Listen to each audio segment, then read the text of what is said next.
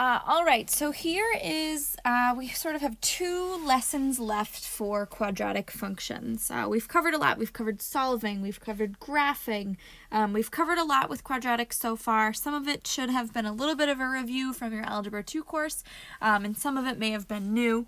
And this is some of the stuff that may be a little bit new. So quadratics with complex solutions.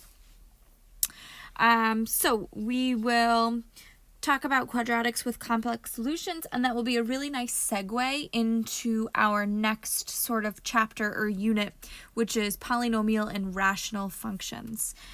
So we'll have this quadratics lesson, we'll have one more about optimization and application problems, and then we will move on to polynomials and rational functions. So here we have, consider the following quadratic, and I know last week we worked a lot on solving. It says, using the quadratic formula, find the roots. So here I know I can set my quadratic equal to 0 if I want to find the roots. So plus 4x plus 5, and it's telling me specifically to use the quadratic formula, so I'm not going to try to factor or complete the square or use any of the other methods that we talked about. So I know my quadratic formula is x equals negative b plus or minus the square root of b squared minus 4ac all over 2a. So looking here, here's my a value, 4 is my b value, and 5 is my c value.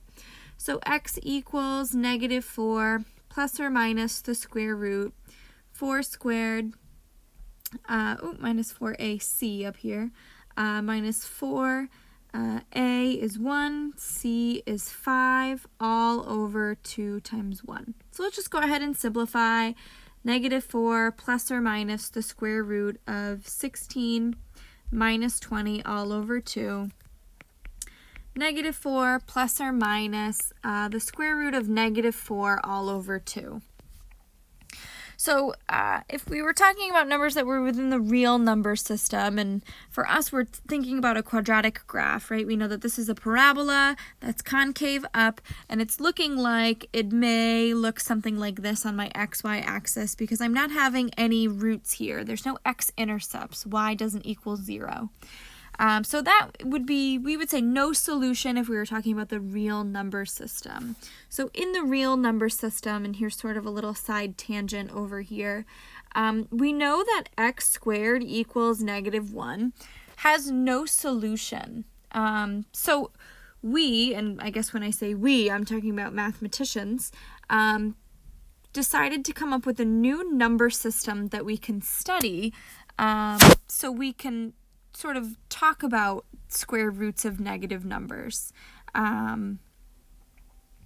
And so we did that, and we called them imaginary numbers. And so imaginary numbers and complex numbers sort of go hand in hand.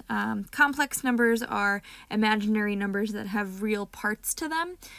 But imaginary numbers, really we're just talking about when I take the square root, let's erase this. When I take the square root of negative 1, I'm going to call that I. So I for imaginary numbers. So these would be, this would be a pure imaginary number. The square root of negative 1 is equal to I. So here, what I could call my complex root here is negative 4 plus or minus, and I know that I can rewrite the square root of 4 times negative 1. I can rewrite the square root of negative 4 as 4 times negative 1. I can rewrite this as the square root of 4 times the square root of negative 1. I know that this is 2, and I know that the square root of negative 1 is I, so we can call this 2I all over 2. So this would be the complex solution to this quadratic function here. So your next lesson, and as you can see, goes a little bit more in depth with imaginary numbers, but before we went into that, I just wanted to give you an example sort of where that came from. Or I guess I should say an application of that. So why don't you go ahead and work through the next video about imaginary numbers and complex numbers, and we'll do a little bit more practice with this together.